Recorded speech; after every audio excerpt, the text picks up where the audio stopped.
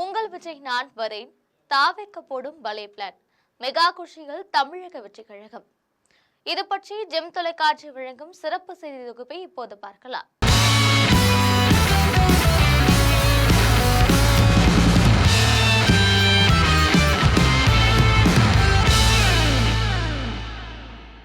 தமிழக சட்டமன்ற தேர்தல் நெருங்கி வரும் நிலையில் அரசியல் கட்சிகள் அனைத்தும் தீவிர தேர்தல் பணிகளில் ஈடுபட்டு வருகின்றன. குறிப்பாக நடிகர் விஜய் தலைமையிலான தமிழக வெற்றி கழகம் முதல் தேர்தலிலே தனித்து போட்டியிடும் முடிவை எடுத்துள்ளதால் அந்த கட்சியின் அடுத்தடுத்த நடவடிக்கைகள் குறித்து பிற கட்சிகள் உற்றுநோக்கி வருகின்றன. இந்த நிலையில் தேர்தலுக்கு முன் தொண்டர்களை உற்சாகப்படுத்த விஜய் முக்கிய திட்டம் ஒன்றை வகுத்திருப்பதாக சொல்கின்றனர். தமிழகத்தில் வரும் ஏப்ரல் 23ஆம் தேதி சட்டமன்ற தேர்தல் நடைபெற உள்ளதால் அரசியல் களம் நாளுக்கு நாள் சூடுபிடித்து வருகிறது. திமுக, அதிமுக உள்ளிட்ட பெரிய கட்சிகள் கூட்டணியை உறுதி செய்து தேர்தல் பணிகளை வேகப்படுத்தி வருகின்றன. இந்த நிலையில் தமிழக வெற்றி கழகம் தனித்தே களம் காணும் திட்டத்தை ஏற்கனவே அறிவித்துள்ளது. அதற்காக அடிப்படை பணிகள் கடந்த சில மாதங்களாகவே தொடங்கப்பட்டுள்ளன. சட்டப்பேரவை தேர்தலை முன்னிட்டு வேட்பாளர் தேர்வு பணியில் விஜய் நேரடியாக ஈடுபட்டு வருவதாக தகவல்கள் தெரிவிக்கின்றன. தற்போது பல்வேறு தொகுதிகளுக்கான வேட்பாளர்களுடன் நேர்காணல் நடைபெற்று வருகிறது. இதுவரை சுமார் 150 தொகுதிகளுக்கான வேட்பாளர்களை விஜய் நேரடியாக சந்தித்து ஆலோசனை நடத்தியுள்ளதாக கூறப்படுகிறது. இதன் அடிப்படையில் ஏற்கனவே 100க்கும் மேற்பட்ட தொகுதிகளுக்கான வேட்பாளர்கள் உறுதி செய்யப்பட்டிருக்கலாம் என கட்சி வட்டாரங்களில் பேசப்படுகிறது. மீதமுள்ள தொகுதிகளுக்கான தேர்வும் விரைவில் நிறைவடையும் என எதிர்பார்க்கப்படுகிறது.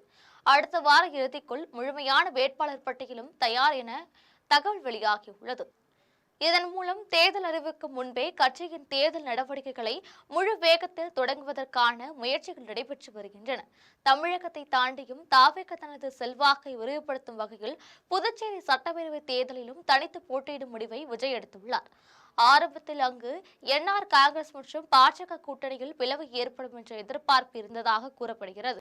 ஆனால் அந்த நிலை உருவாகாததால் புதுச்சேரியில் உள்ள அனைத்து 30 தொகுதிகளிலும் தனித்தே போட்டியிடும் முடிவை கட்சி எடுத்துள்ளது. அதற்காக வேட்பாளர் பட்டியலும் ஏற்கனவே வெளியிடப்பட்டுள்ளது.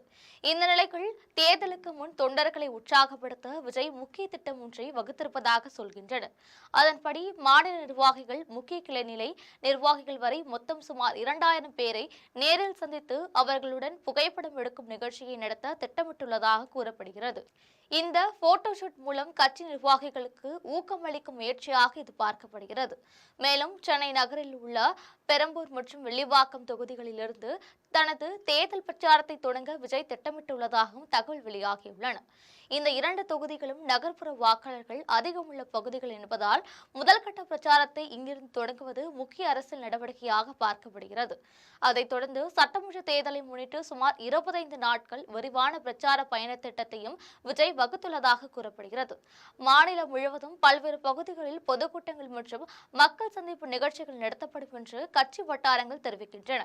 புதுச்சேரி வேட்பாளர் பட்டியல் வெளியீடு மற்றும் கட்சியின் உட்கட்டமைப்பு பணிகள் நிறைவடைந்த பிறகு தேர்தல் பிரச்சாரத்தை முழுமையாக தொடங்க விஜய் தயாராக இருப்பதாக தகவல்கள் வெளியாகியுள்ளன.